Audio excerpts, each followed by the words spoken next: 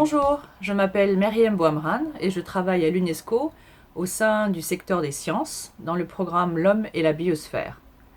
Bonjour, je m'appelle Roméo, j'ai 12 ans. Je voudrais savoir si le Covid-19 pouvait être une revanche de la nature par rapport aux activités humaines. Alors la pandémie que nous traversons actuellement au niveau planétaire, elle est liée de la part d'un constat scientifique à la manière dont les êtres humains gèrent mal la biodiversité et les écosystèmes.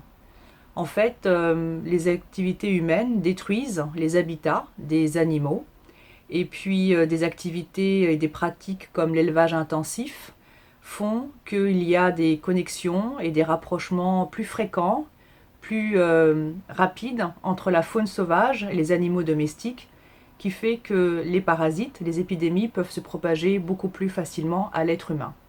Donc les scientifiques ont fait le constat que si nous changeons nos pratiques, comme la déforestation, l'élevage intensif, si nous respectons un peu plus les habitats des êtres vivants autres que les êtres humains, eh bien on peut très fortement diminuer les risques de ces pandémies. Bonjour, je m'appelle Maïmana, j'ai 10 ans. Comment cette crise a montré que tout le monde est touché par les changements climatiques? Cette pandémie, elle nous a rappelé surtout deux choses fondamentales. La première, c'est que nous, les êtres humains, on est totalement interdépendants des autres espèces vivantes sur la planète. Claude Lévi-Strauss disait déjà en 1974 que tant que l'être humain ne se considère pas comme une espèce vivante en interaction avec les autres espèces vivantes, c'est pas sûr qu'on aura un futur sur cette planète.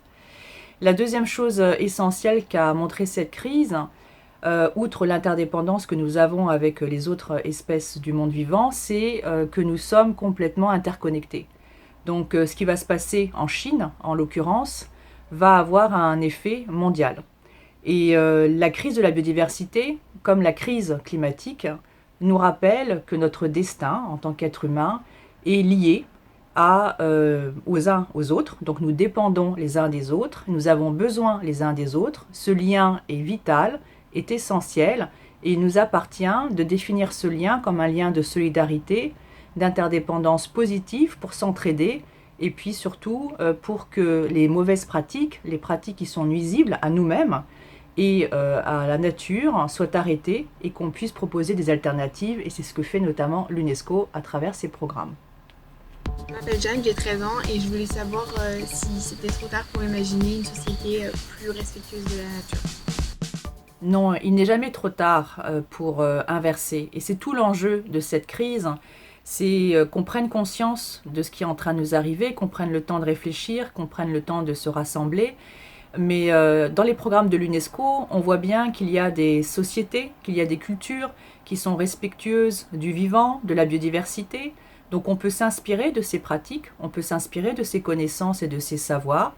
Les scientifiques, quand ils ont sorti le rapport mondial sur la biodiversité il y a un an, ici même à l'UNESCO, avaient bien indiqué qu'il y avait déjà des solutions. Donc les solutions existent, il n'est pas trop tard, c'est maintenant qu'il faut agir, c'est maintenant qu'il faut arrêter les dégâts, et c'est maintenant qu'il faut investir dans un futur qui soit à la fois désiré, souhaitable, et par la majorité des acteurs, et engager tous les acteurs, pas seulement ceux qui se sentent concernés par la cause de la biodiversité, mais également les acteurs économiques, le monde financier, tous les habitants de cette planète, parce que, encore une fois, comme je l'ai dit précédemment, notre futur, notre vie est interdépendante les uns des autres.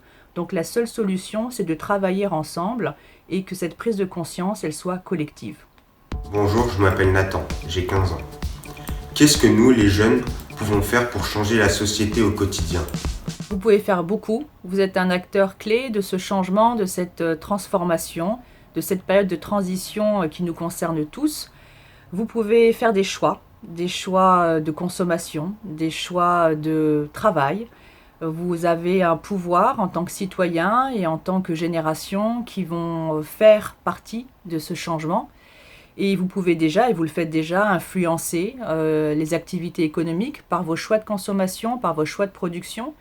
Vous pouvez faire partie d'associations, vous pouvez rejoindre des mouvements qui sont plus conscients et respectueux de la planète et du vivant. Et par vos valeurs, vous pouvez aussi montrer que vous faites partie des possibles et de ce que le monde pourra choisir dans cette période pour demain.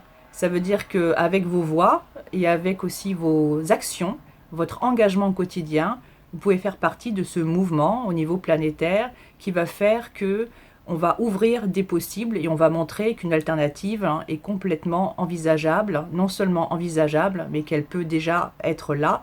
Nous, c'est ce que nous expérimentons au sein de notre réseau. Nous avons des jeunes qui travaillent avec nous, des jeunes du réseau MAB, et ils sont engagés, actifs dans la société, dans les entreprises, dans les activités économiques et sociales. Et donc, c'est absolument possible et c'est votre rôle aussi de faire partie de ce changement.